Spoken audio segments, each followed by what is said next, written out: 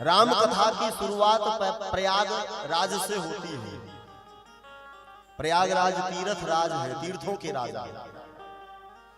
और आपको मैं स्मरण दिलाऊं, भागवत जी की कथा नैमिषारण्य में हुई और राम जी की कथा प्रयागराज में हुई। और एक बात और समझ लीजिए आप, श्री राम कथा की रचना महर्षि वाल्मीकि ने की है, जिसे आदि रामायण कहते हैं।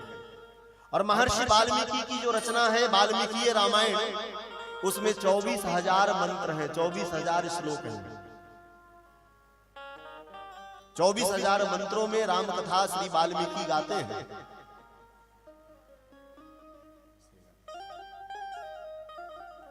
गोस्वामी जी महाराज जिस महादेव की कृपा से श्री राम कथा का वर्णन कर रहे हैं, उस महादेव का जो चरित्र है, जिसे महाशिव पुराण कहते हैं, उस महाशिव पुराण में भी 24,000 मंत्र हैं।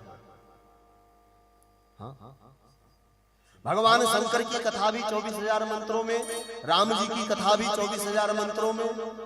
इसका मतलब क्या है? बोले इसका मतलब यह है, राम कथा और शिव जी का जो की कथा है, ये दोनों भक्ति ज्ञान वैराग्य को बढ़ाने वाली है। कहते हैं जितनी महिमा महादेव की कथा का है, उतनी ही महिमा भगवान श्री सीता रामचंद्र जी के चरित्र का है।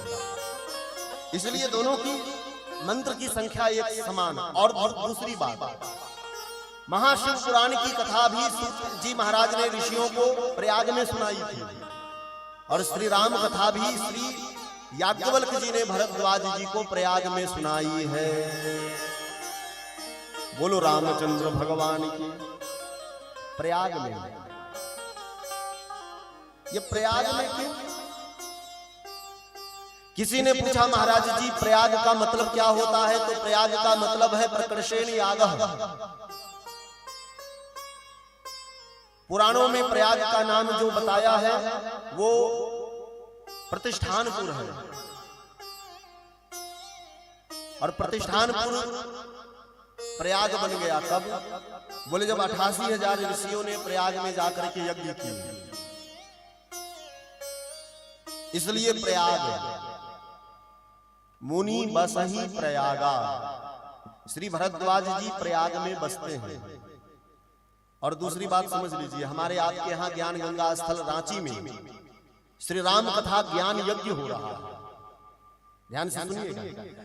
तो यहाँ इस प्रांगण में यज्ञ हो रहा है, रांची की धरती पर यज्ञ हो रहा है, झारखंड की भूमि में यज्ञ हो रहा है। तो कहते हैं जिस नगर ग्राम में, जिस क्षेत्र में, जिस धरती पर यज्ञ होते हैं, वो नगर पवित्र हो जाता है, वो धरती पवित्र हो जाती है, वहां का वातावरण पवित्र हो जाता है, वह राज्य पवित्र हो जाता है। लेकिन प्रयाग, बोले प्रयाग ऐसी भूमि है, बोले जहां यज्ञ हो तो यज्ञ सिद्ध हो जाती है। बोलो यज्ञ भगवान की।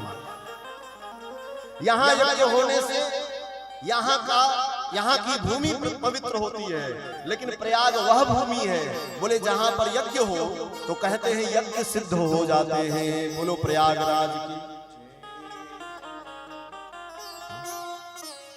इसलिए आपने सुना होगा हमारे संत मुनि महात्मा प्रतिवर्ष माघ के महीने में 1 महीना प्रयाग में निवास करते हैं।